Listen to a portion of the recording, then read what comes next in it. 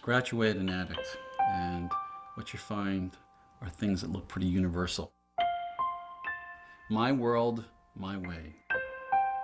I want to manage my world, my emotions, my own way, apart from God. Now, many addicts don't consciously say such things. But when the Spirit of God turns the lights on, we begin to see them more clearly. You will find that in every addict heart. You will also find shame, which, apart from Christ, the only way you can deal with shame is you try to drug it away. You use your addiction to try to silence it in some way. Along with shame, you'll find hopelessness, a sense that maybe some people have changed, but for me, all I can do is resist this for a period of time, but I know this thing will get me at the end. So as we walk along with those who struggle with addiction, we find that people are powerless. They're powerless against some substance or activity or state of mind.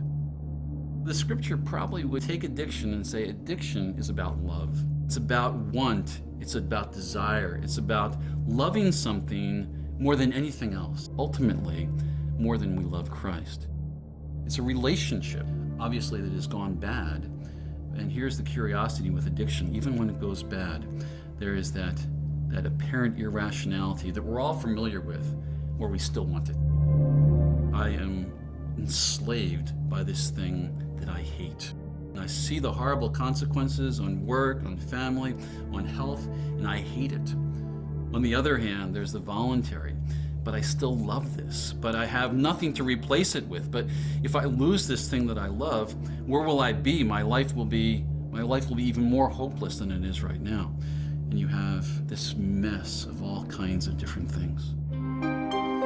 Scripture offers a number of pictures for how we think of the battle with addictions. Here it is. Here's this crossroad, and the crossroad will lead toward the darkness or it will lead toward the light. The curious question is, but why do we instinctively go to the darkness? When darkness is about death, darkness is about isolation, darkness is about shame, darkness is about humiliation. In contrast, Scripture, by way of ultimately the voice of Christ, is a voice of a shepherd who woos the sheep back to himself with his own beauty, with his own self-sacrificial love. He calls us back to the light, which at first doesn't sound that good because it exposes our hearts. But when we know there's forgiveness of sins, and we know there is fellowship and unity and relationship, all the things that we were striving for before, it makes the path look pretty good. My hope with the curriculum is this can be something that can immediately be incorporated into pre-existing addictions groups. For churches that don't have groups, it's ready to go. Do you have a person who struggles with an addiction within your church? If you do, all you need is one other person to walk alongside of them, a friend who can walk alongside. And there's your small addictions group. And your desire is the good news of Christ just comes alive with the problem of addiction. You can't keep that information to yourself. And it could well be, there will be a number of groups that are started in churches.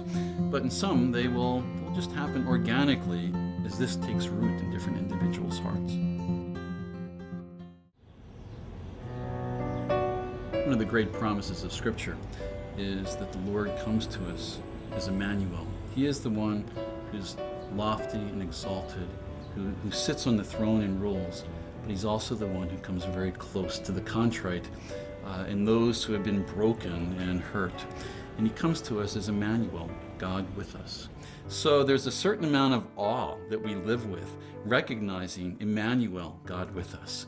But there's also this sense that we are never alone. And isn't there fear in every single addict's heart? Wanting a world that they can manage, but knowing full well that it's impossible to keep the horrors of the world at bay. What a great thing it is to know that we have God with us in the midst of those fears.